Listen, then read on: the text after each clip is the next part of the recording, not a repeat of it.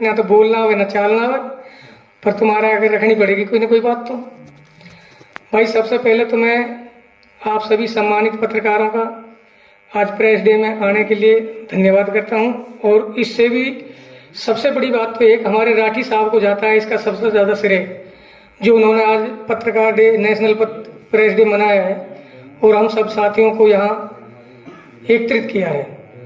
क्योंकि हमारा एक वर्ग ऐसा है अगर हम एक दूसरे से चिढ़ते जाते हैं। हमारा समाज सबसे बुरा है पत्रकारों का, अगर माना जाए तो। कोई भी पार्टी है, सब पार्टी अपने अपने उसको, जैसे कोई संस्था है या कोई अपनी पार्टी है, उसको बढ़ाने के लिए कोई ना कोई विचार करते रहते हैं, महीने में, 6 महीने में, साल में, 2 साल में। लेकिन हमारे पत्रकारों का तो कुछ बुरा हाल सा लग रहा है, मतलब जहां तक मैंने देखा है। हालांकि मैं इस पत्रकार लाइन में नहीं था, मैं एक समाज सेवी था और सबसे बड़ी बात मैं एक शिकायत करता था। शिकायत का मतलब है सरपंचों से भी, सरकार से भी और जो भी प्रशासन है उसके खिलाफ अपने गांव की जो धरातल की जो चीजें हैं, जो समस्याएं, उनको मैं उठाता रहता था। अभी खटाना जी ने कहा है कि ये नहर की जो शिकायत है उनसे लेकर के आज संपादक के पद पे बैठ गया। ये भी सच्ची बात है उनकी, क्योंकि हमारी एक नहर थी और आज भी वही नहर है। आज तक उसका समाधान ना हुआ। मेरा तो हो गया समाधान, पर नहर का कोई समाधान ना हुआ। उसी नहर ने मुझे पत्रकारिता सिखाई और ये यहाँ से शुरू हुई। आज मैं धनेश विद्यार्थी जी को इस मंच के माध्यम से आपको बता देना चाहता हूँ, उनको आज भी मैं गुरु मानता हूँ। है जी, धनेश विद्यार्थी के पास में शिकायत लेके जाया करो, अगर मेरी ये खबर लगा दो जी, जाया करो तो मैं कासिम पास भी हूँ। पर अनिल और कासिम हर भाई जो बड़े पत्रकार है हाथ ही ना उधर दे। तो भैया धनेश विद्यार्थी मेरी जैसा हो, वो भी ज्यादातर चप्पलन से चले हो, मैं भी चप्पलन से चले हो, तो एक गुट मिल जाए ना जब आदमी का। हमारे विचार दोनों के बढ़िया मिल गए। उसने धीरे धीरे करके ना, यार सैनी साहब तू अखबार में तेरा नाम दे दो भैया। उसने ज्योति दर्पण में मेरा नाम करवा दिया, मेरे नाम की खबर लिखवा दी। उसके बाद धीरे धीरे सत्यमेव जयते में चला गया मैं।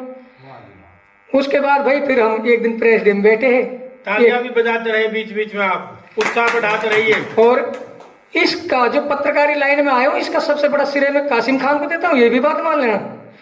क्योंकि एक दिन प्रेस डे हो रही थी, उसमें हमारे जो एसडीएम है प्रदीप अहलावत जी, सुनो तो सही, हम बताएंगे, सीरियल वाइज बताएंगे।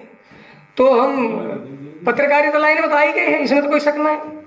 कासिम खान जी ने कहा जी इनमें फर्जी पत्रकार डोले, चोर पत्रकार डोले, महीने माइक ने 10-10 रुपया के लेकर मंच जाके मुंह पर लगा दें, 1000-2000 रुपया दिया। अबे हमारे थोड़ी गड़गी हमारे छोरा के वहां कही बात, पापा हम तो करेंगे तो करेंगे, ओरिजिनल पत्रकार बनेंगे। उसने उठाया कि भैया अखबार का जो है रजिस्ट्रेशन करवा लिया अपने। तो इसलिए मैं कासिम खान का भी मैं इसमें बहुत बड़ा हाथ समझता हूँ, क्योंकि ना तो वो यह बात कहते और ना हम आज संपादक बनते। तो सर जो मैंने ये बात कही है, मैंने चलो अपने लेवल बात वैसे बताइए आपको, लेकिन हमारे जो पत्रकार समाज है इसको ना एक सोच करनी चाहिए। आज एक प्रेस डे है तो इसका मतलब हमारा दिन है, पत्रकारों का एक दिन है, तो हमें एक निर्णय लेना चाहिए, एक संकल्प लेना चाहिए। अब हम आपस में चिढ़ने की बजाय हम एक दूसरे का सम्मान करें। क्योंकि भाई कोई उम्र के लिहाज से है, तो कोई अपने पद के लिहाज से है, कोई एक्सपीरियंस के लिहाज से, हम एक दूसरे के सम्मानित हैं। कोई बीमारी के लिहाज से भी तो है जी, कोई बीमार भी तो है, उस लिहाज से भी तो है। हाँ चलो कैसे भी लगा लो, कोई किसी भी लिहाज से बीमार हो या कोई एक्सपीरियंस में ज्यादा हो या किसी बड़े अखबार में कर रहा है काम, या फिर किसी ने अपना कोई भी, यानी कुल मिला के समाज की बातों को, हमारा काम क्या है? हम नारद मुनि जी की प्रेरणा पे तो चल रहे हैं। पत्रकारिता उन्होंने करी, वो कभी गणेश जी के पास चले, कभी शिव जी के पास चले जाते थे, उसकी बात को उसको कह देते थे, माता जी या तो शिव जी ने ये कर दिया, राम ने ये कर दिया, कृष्ण जी ने ये कर दिया। यानी एक दूसरे की बात को एक दूसरे के पास आदान प्रदान करना ही है। हालांकि देहाती भाषा में तो चुगल कहते हैं हमको, लेकिन फिर भी मैं ये बात बता रहा हूँ कि ये जो प्रेस का काम है, हमारा नारद मुनि जी जो हमारे गुरु हैं, तो ये सब पहले से ही चली आ रही है। चुगलियाँ। चुगलियां कह लो या फिर इसको लोगों की समाज सेवा कह लो, हम तो यही कहेंगे कि सामाजिक सेवा है।